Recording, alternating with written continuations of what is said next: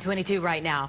Nitpicking, passive aggression, avoidance. These are all things we are all probably guilty of doing with our loved ones or just being really irritated by.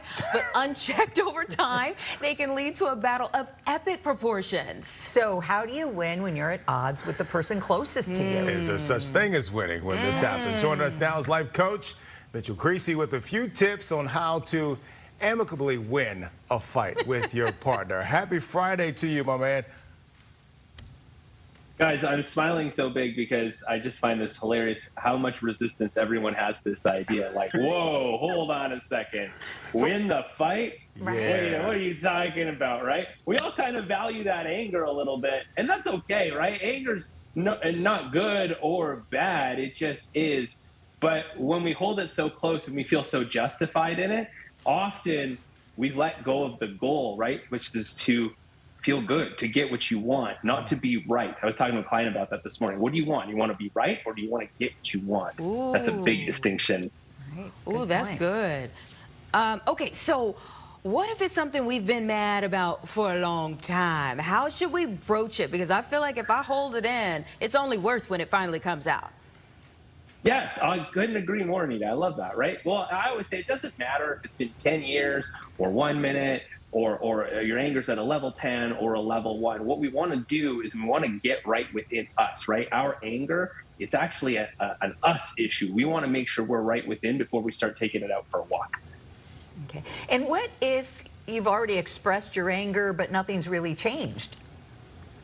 Oh, great question, right? So we want to get curious about it. I just think that's an opportunity to go back and look within and get curious. We never want to make statements about our anger. We want to ask questions of it. So two of my favorite questions are really, what am I really upset about here? Because we're never upset about the reasons we think we are. I was talking to a client about this a few days ago. They thought they were upset about something that was happening in the present, but really it was something that happened 30 years ago that they just didn't know how to deal with that, and they've been bringing it forward. Yeah, for sure. And it happens to all of us, right? The other question I really like is, what do I get out of this? Going back to, do I want to be right, or do I want to get what I want? Yeah. So there's always a benefit, an inherent benefit. We might not know it or see it at the time, but if we're holding that anger, that grievance really close, it's because we get something out of it. Once we get clear on what that benefit actually is, it's much easier to let go. And you always hear honesty is key in these situations as well, but should it be brutal honesty, or should that honesty come with like an Instagram filter? Nothing wrong with a good filter, right? I love that, and I want to put that back on you guys.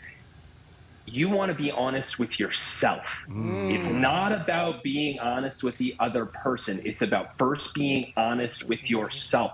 Once you know why you're actually upset, it is so much easier to communicate with the person sitting across from you. Period.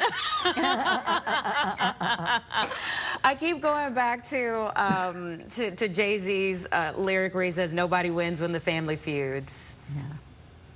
Also, how good is that song? Let's just right. Yeah, for sure. It's 100% true, right? We want to be surrounded by people that we're moving in the same direction with. And when we're constantly not willing to look within and dig deep as to what it is we're holding on to that's just simply being rubbed up against, we end up being at odds and butting heads more than we actually move forward in the same direction, hand in hand.